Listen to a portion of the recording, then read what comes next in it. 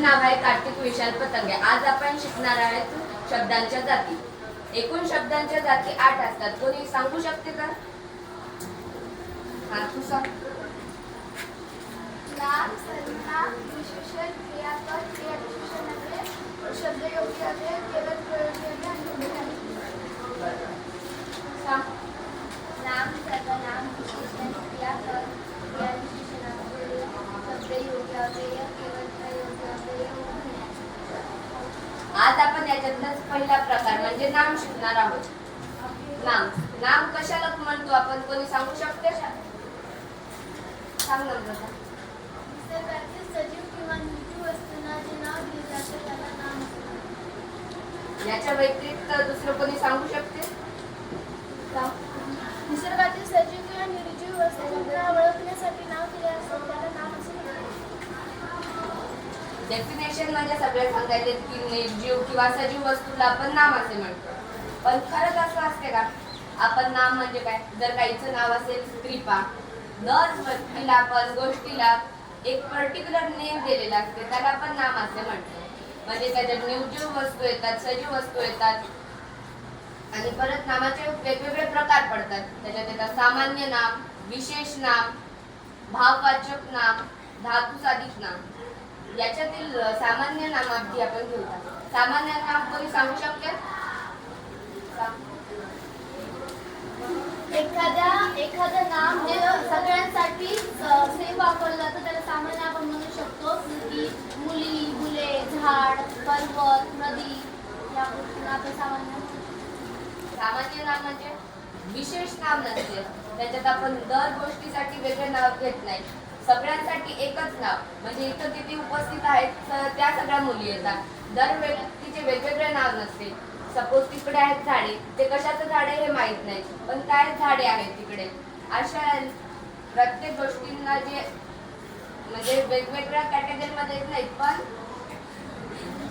एकाच गटात येतात त्यांच्यासाठी सामान्य नाम वापरले जातात. आता दुसरे म्हणजे विशेष नाम.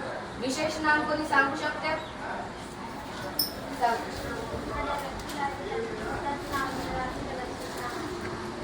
अजून याच्या व्यतिरिक्त कोणी सांगू शकते? सांगू. एखाद्या विशेष व्यक्तीला जे नाव दिले जाते त्याला विशेष नाम म्हणतात. अजून कोणी सांग. जे नाम एका जातीच्या विशिष्ट वस्तूंच्या पदार्थांच्या नावाला जे नाव दिले जाते त्याला विशेष नाम. विशेष नाम. विशेष नाम म्हणजे एखाद्या व्यक्तीला, वस्तूला, प्राण्याला दिलेले एक विशिष्ट नाम. म्हणजे एखाद्या मुलीचे नाव असेल स्वराली, गौरी असे वेगवेगळे नाव एका विशिष्ट व्यक्तीला दिले जातात त्याला आपण म्हणतो विशेष नाम. म्हणजे जसं नदीचे नाव गोदावरी, पर्वताचे नाव हिमालय, असे जे सर्व गोष्टीला आपण विशिष्ट नाम देतो त्याला आपण म्हणतो विशेष नाम. आता दुसरं बघायचं आपल्याला धातुसाधित नाम. धातुसाधित नाम कोणी सांगू शकते?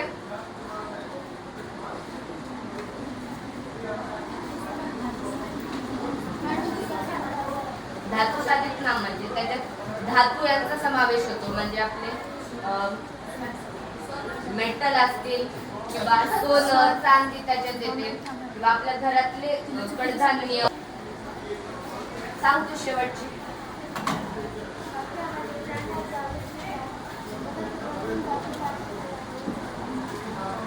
पुढे कोणी सांगू जायचं? सांग.